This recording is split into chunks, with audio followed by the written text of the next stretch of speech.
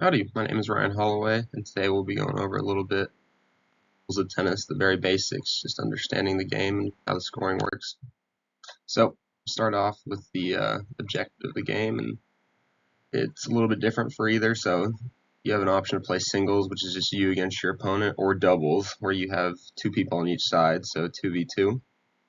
And to make it really simple, just trying to put the ball on the other side of the court. There's a lot more strategy involved in that, but in this presentation we'll just be going over the very basics. So it's really whoever hits one out or hits one in the net first, that's how points are awarded. Let's go to the next slide. So scoring system. So tennis is a little bit weird in how we call it the scoring system. The first point you get is called 15, the second one is called 30, and then the third one is called 40. After that, if you want a point, it's game.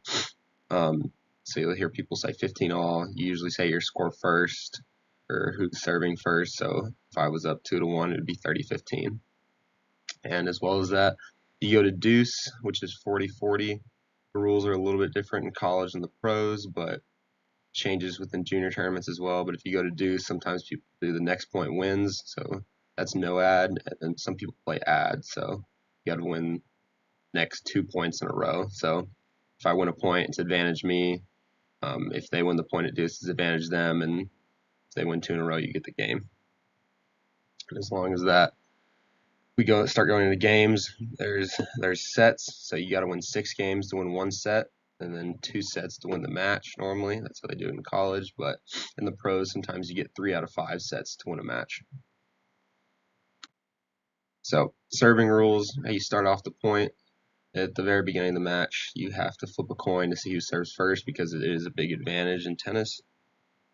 You get 2 serves, and you have to serve to the diagonal service box, which are these little boxes in front of the court.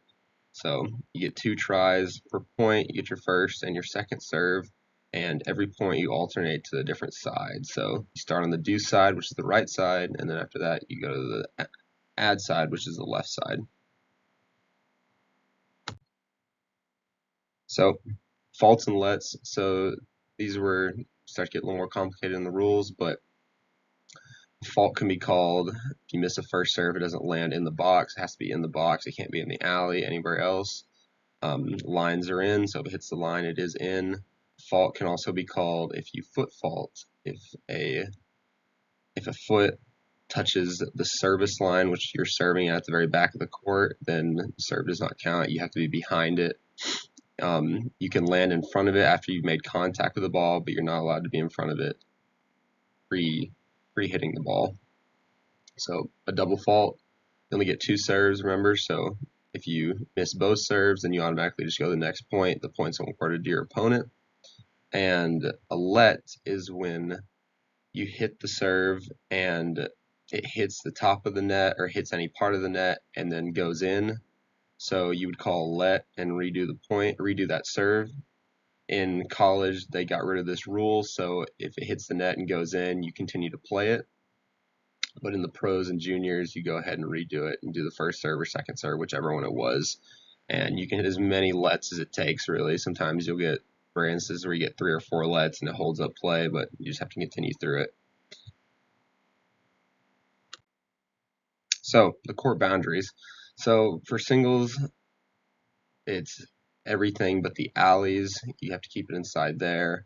Usually courts are colored very brightly, and outside of that, it's pretty obvious where the outer area is, but you don't get the alleys as well in singles, so you got to keep it inside. For doubles, the only thing that changes is you get the alleys. You get a little bit more room. They're about 2 feet each on each side, so you get those added since there's now 4 players on the court.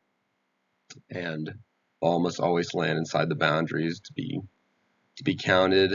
There's lines are always in, and